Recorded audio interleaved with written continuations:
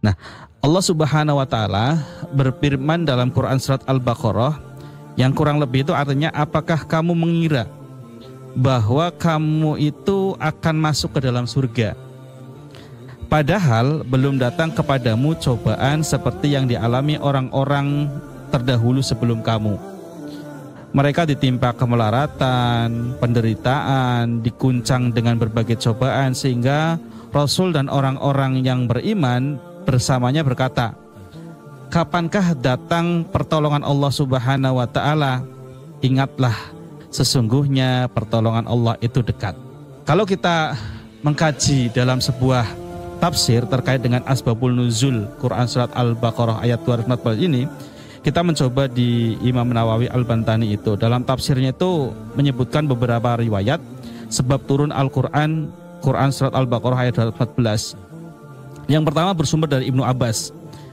Beliau menjelaskan bahwa ayat ini turun pada saat Rasulullah memasuki kota Madinah. Di kota Madinah pada waktu itu bencana paceklik yang sungguh luar biasa terjadi terhadap mereka, sehingga memaksa mereka untuk hijrah dari Madinah ke kota Mekah, tanpa membawa harta dan harus meninggalkan rumah, karena harta-harta mereka itu juga dirampas oleh orang-orang musyrik.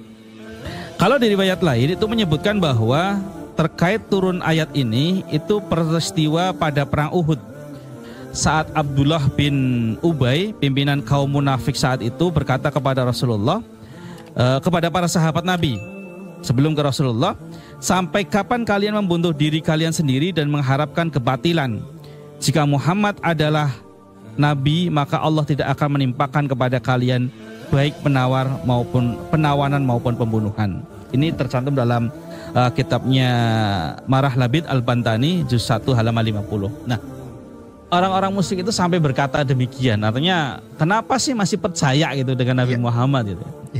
Kalau memang percaya dengan Nabi Muhammad, tentunya Nabi Muhammad bisa menyelesaikan segala dengan ujian-ujian yang mereka terima saat itu gitu. Nah, sebenarnya kan itu tawaran yang diberikan oleh kaum musyrik terhadap orang yang beriman gitu. Bagi mereka mau mengikuti orang musyrik, tentu dia akan musyrik gitu. Tapi kan bagi orang beriman percaya bahwa itu bagian dari ujian gitu. Karena tujuan ujian yang ditimpakan Allah Subhanahu wa taala itu kan untuk meninggikan derajat orang-orang yang bertakwa. Iya. Kan disebutkan kah innallaha ma'as-sabirin kan gitu ya. Sesungguhnya Allah beserta orang-orang yang sabar. Iya. Kalau saat ini kita masih diberikan kesehatan oleh Allah Subhanahu wa taala, ya kita manfaatkan dengan sebaik-baiknya. Paling sederhana kita berbuat baik terhadap orang lain, itu bagian dari kita menggapai ridhonya Allah Subhanahu wa taala. Iya. Ya, dengan kita hidup bertetangga, dengan kita hidup berdampingan dengan masyarakat, ya itu juga bagian dari ujian gitu. Tinggal bagaimana kita menempatkan diri kita untuk sampai kepada ridhonya Allah Subhanahu wa taala. Banyak ujian yang diberikan oleh Subhanahu wa taala kepada kita, namun kita harus mampu menerima, harus mampu menyelesaikannya, karena lambat laun ujian itu akan hilang. Nah, sekalipun ujian itu akan hilang, ya tentu akan ada ujian yang lain. Nah, tujuannya yang jelas positif kita adalah, itu tujuannya adalah bagaimana Allah Subhanahu wa taala ingin meningkatkan derajat keimanan kita dan ketakwaan kita di sisi Allah Subhanahu wa taala.